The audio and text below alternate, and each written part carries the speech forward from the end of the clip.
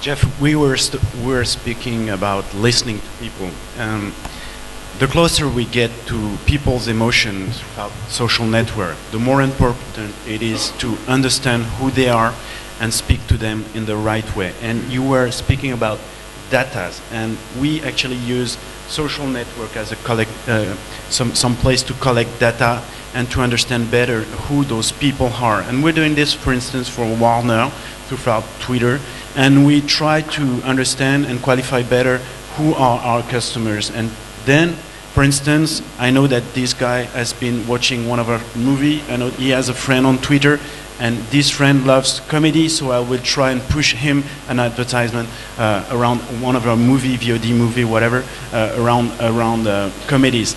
So we try to collect data on Facebook Connect, for instance, and in all the major social network. But then the issue is, how do we speak to these people? Because we're speaking about emotion, and we as people from the advertising, we were used to do crap storytelling. And now we have to get closer from the people who tell right stories. And people who tell right stories are based actually in LA, in Los Angeles. That's why we try and connect with academic universities and studios such as Warner, Universal, etc. to try and understand how should we tell new kind of stories, emotional stories that could engage with people. And it's quite harder because we are led by gurus that know how to tell stories, and we have to reconstruct the way we produce all that stuff, and we have to get closer to people who know how to speak to people in a more emotional way. And it's a real issue for us. So I think storytelling is core to social media. You know, being able to share that story, being able to convey it, being able to connect with it, it all goes to some of the basic elements of social. But while you guys were talking, I was just realizing that once again, Google is in a very interesting strategic position to dominate the world, because if it's good to get to purchase a new car a month after you get a new job, imagine a company that's reading all your email robotically. It knows that I'm talking about I just got a new job a month ago. All of a sudden, all the ads I see on the side of my Gmail are all for cars.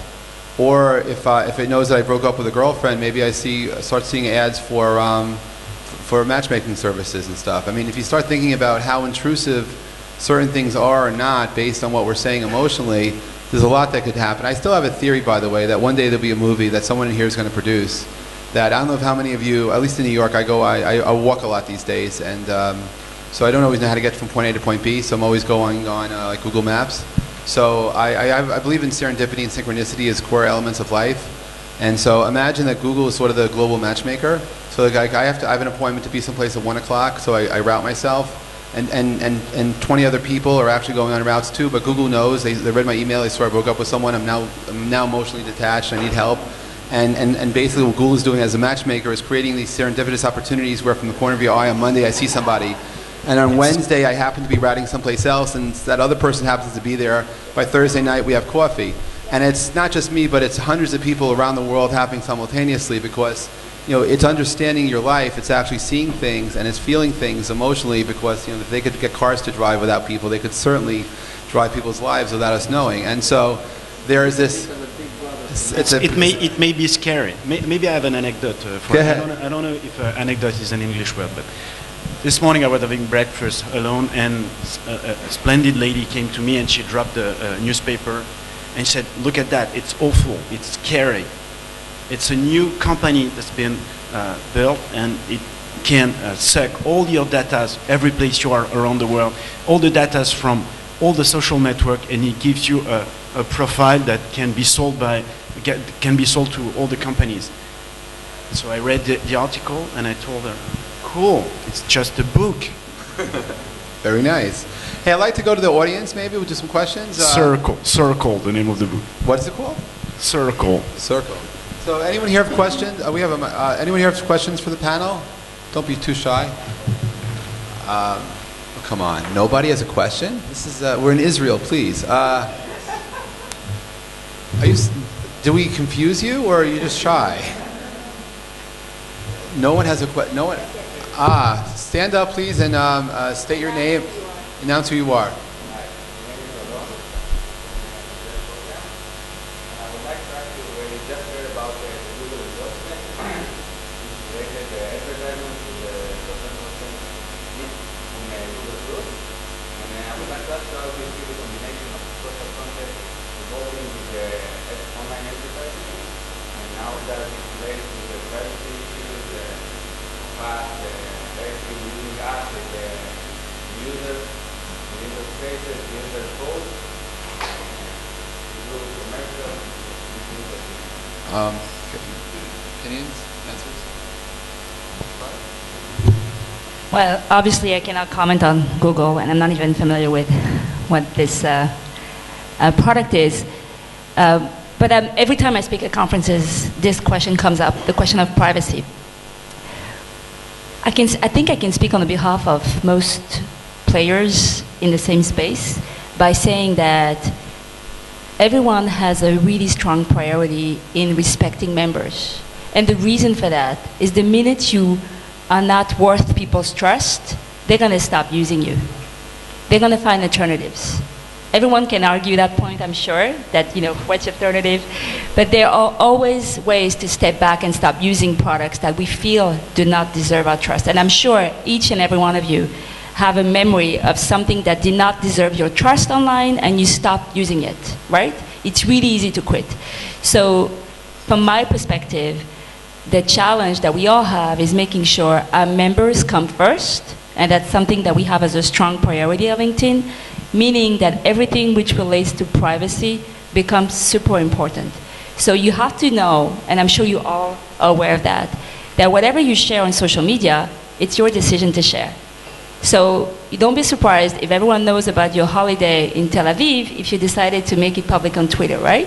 And you decided that Instagram pictures are going to be for everyone. It's really your responsibility, and everyone, as you know, is becoming increasingly aware of the way to manage one's privacy. It's really our responsibility to make sure we know what to share and what not to share. And then it's a company like us responsibility to respect the members and make them a priority to make sure they're going to keep the trust.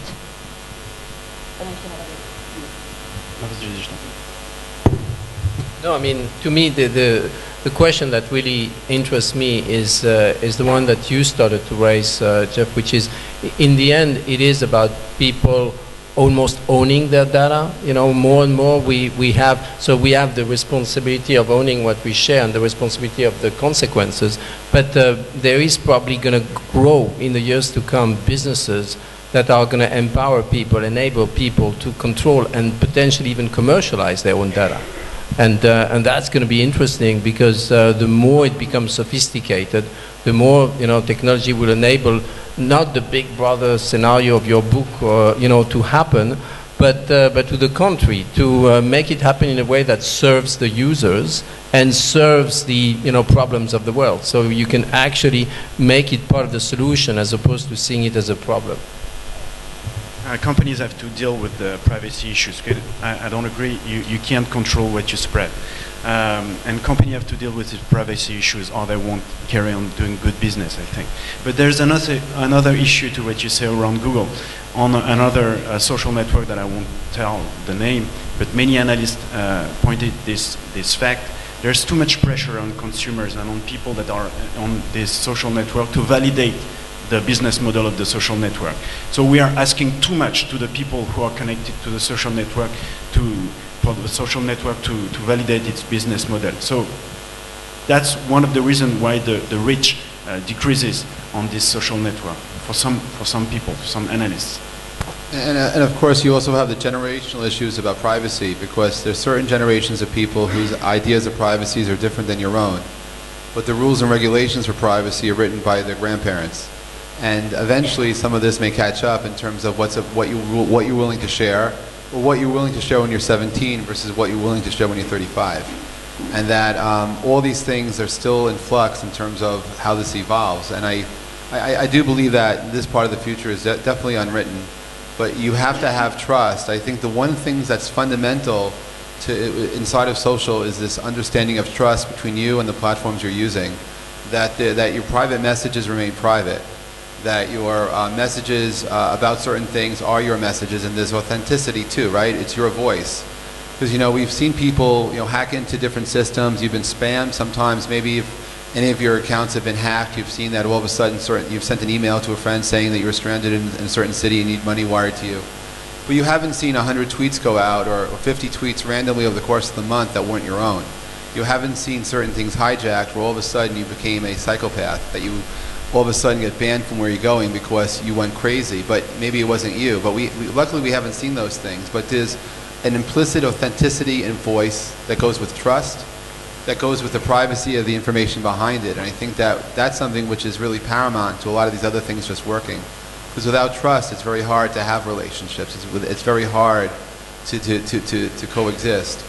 All right, I know one of us is a little bit in a rush.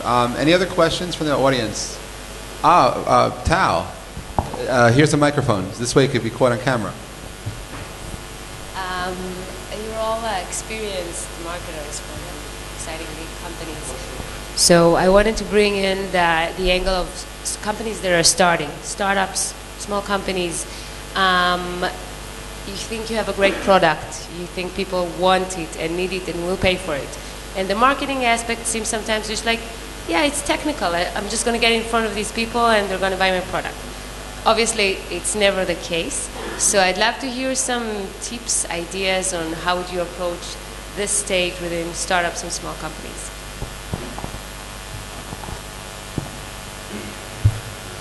I can't answer directly, but one of the reasons why I'm here, is because indeed I really believe that there is a huge opportunity to cross-fertilize. And I'm doing my best, in fact, to build a bridge between all of our brands, but also all our marketers, especially the best ones, with the startups, because I think it can really be mutually beneficial. Because by definition, everything, the way you approach it, you're very nimble, very fast. You don't do a lot of research, but you certainly get immediate feedback, etc. And so it's a great way for us to see, what's coming next, where the future is going in terms of new technologies, new ideas that are, especially here, very much into the space of social media, of ad tech, etc.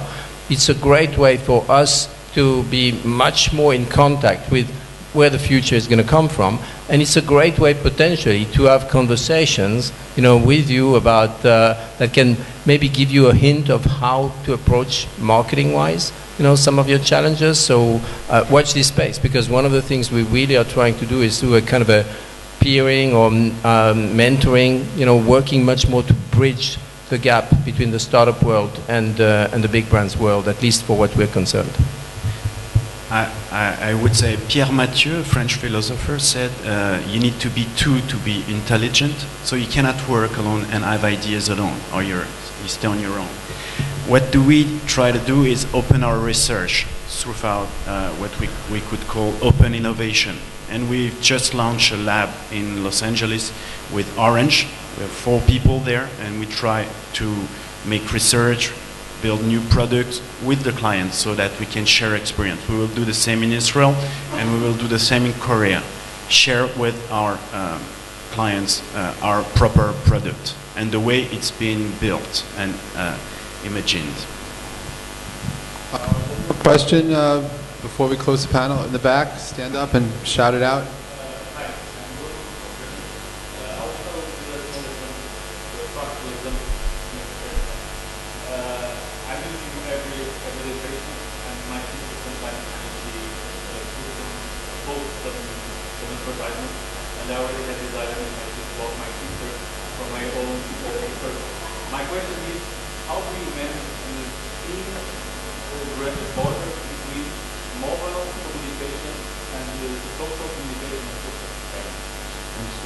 Social spam.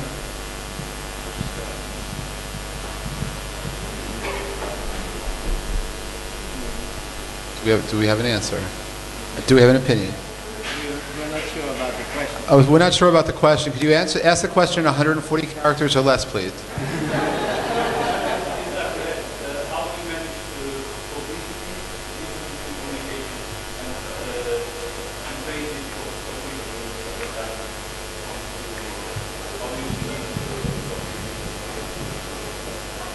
I think the reality, you don't need to manage it it will manage itself. It's like, the question, you can answer it by yourself. How do you manage your social conversation if you go for a dinner?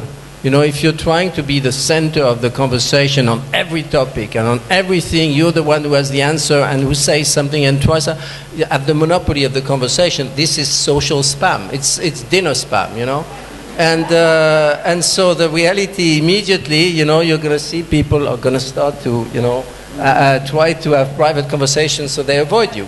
I think it will manage itself. That's the beauty of communities, is that to manage a community, you need to have one. And if you are boring and to hell and you lose the trust of the community, then it will manage you out. Thank you. Maybe just closing comments in the panel? Yeah, actually, you're going to think I'm in awe of Dove and Unilever by making this comment again, but I think what's interesting is that we get advice, as marketeers, we're getting advice from one of the most visible brands, Unilever, and one of the most senior marketeers around. And I really like that comment about it's only dinner, right? It's just dinner conversation. I really like the comment that it's more casual, it's more personal, and it's more emotional. And the other thing, as a takeaway, I'd like to share with you as marketeers, whether you're working for a startup or a larger organization, is from our conversations today, one of the things that I think is something to look for is someone to manage your data, understand the data, look for data. And another word for data is insights. So it's globally intelligence. As you remember from Minority Report, the only thing that was a mistake from Minority Report was that it's supposed to take place 2017. It's taking place now? It's taking place now. So the intelligence overall comes from understanding of what data to look for and understanding the right insights from the data, which is the Dove example and many other examples. And so looking from maybe for a data scientist will be my advice for all marketeers, and having all marketeers trained to understand data and insights. And the second thing is understand the power of storytelling. I think it's a really exciting time to be a marketeer because we used to create advertising. We used to create films that we hope people will remember. Now we're creating stories that people will engage with and they will embrace, comment, and share on social media. To me, it looks like storytelling is now really getting to a real age of storytelling and not just advertising. So I'll close by bringing two thoughts together. One, if you assume that the Moore's law applies to social media and to sharing, over the next 10 years, Mark Zuckerberg says that we will be sharing 1,000 times more, in 10 years.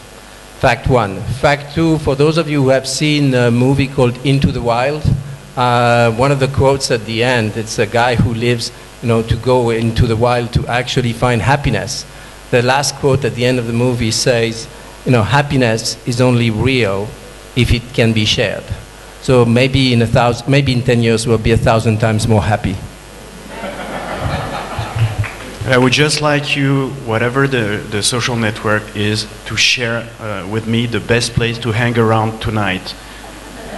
And as the Beatles once said, and in the end, the love you take is equal to the love you make. Guys, thanks a lot. Thanks for being here today.